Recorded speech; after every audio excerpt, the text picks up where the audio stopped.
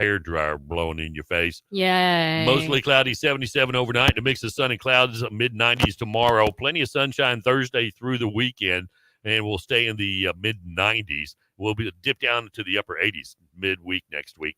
Not too bad. 79 right now. All right, poor turtle. Casey had a turtle. Yes. Found out just cruising through the yard. Yeah. And put him in the pool. Well, he wasn't in the yard. He was at our front door. He was at your front door. Yeah. You threw him in the pool. Yeah. With water way over his head. Happy turtle. Last Thursday. He's been turtle paddling since last Thursday, trying to stay alive. Yeah. But he's alive, though. We need proof of life, yeah, Casey, they want rather proof than of life. Last time you asked your husband about something, he downplayed it. Like your burnt beans. Yeah. He said, well, the kind of burnt. They were dust. Now, how do we know this turtle is really alive? Well, just right now because my husband said so. Yeah? Yeah. And then he said he put something in there for the turtle to be able to get up. Okay. All right. Yeah. Turtles aren't like fish. Well, I thought that he'd be fine and not even just fine, but happy in there. So happy. The poor thing's been turtle paddling since last Thursday. He's exhausted. Got to get the oxygen out. For him. All right. Time for strange but true news, Casey. Bring it on. Anything to change the subject. There's a fisherman caught a flathead catfish weighing 95 pounds in Oklahoma, setting a record for the largest flathead ever caught in the lake. That's a fish fry. Well, that is a fish fry. Send that to Log Cabin Cafe. Would ya? The Oklahoma Department of Wildlife Conservation said that the largest flathead catfish ever caught in Pine Creek, which sits along the Oklahoma's borders with Texas and Arkansas. Courtwright caught the thing in a trot line.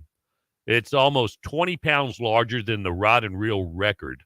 His catch is 11 pounds shy of the unrestricted division record, caught on a trot line back in 77 in Worcester Reservoir. This thing is as tall as he is. It's huge. Yeah, much fatter than he is, too. Now, I would like that's a fish fry for real. Yeah, it is.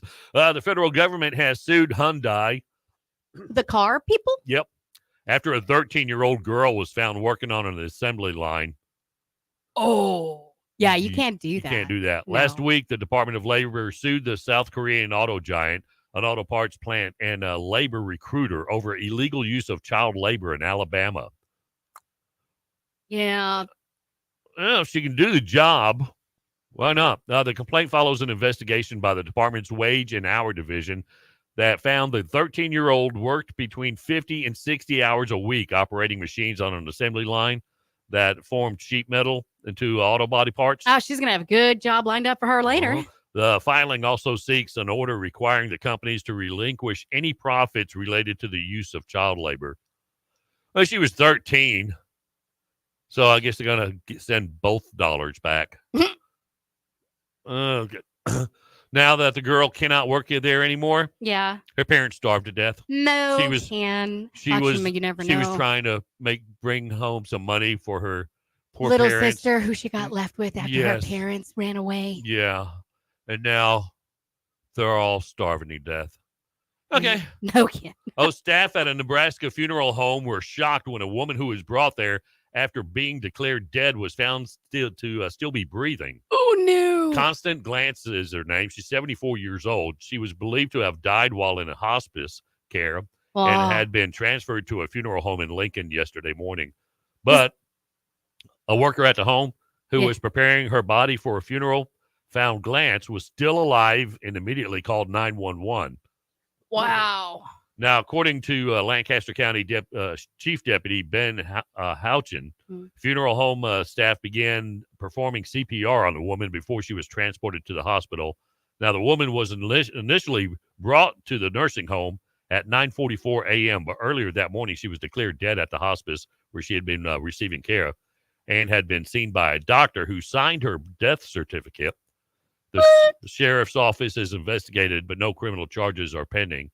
But since the family had already paid for her funeral, they went ahead and buried her anyway. No, Ken. No, they couldn't get their money back for funeral expenses. So they said just stick her in the ground. That's set up for later at least. Hey, her name's Constant Glantz. Yeah. It's a good thing they constantly glanced to see she was breathing. Padoom-cha. Ta-da. Okay. All right. They still had a barrier, though. All right. Land Passes Real Country is on iHeart, or just download the app on your phone. Take us everywhere you go. Every day. 847, 13 before 9. Land Passes Real Country. Today's hits, yesterday's favorites. Good Tuesday morning to you. Ken and Casey in the morning. Blah, blah, blah, blah, blah, blah, blah. Limpasses Real Country on iHeart.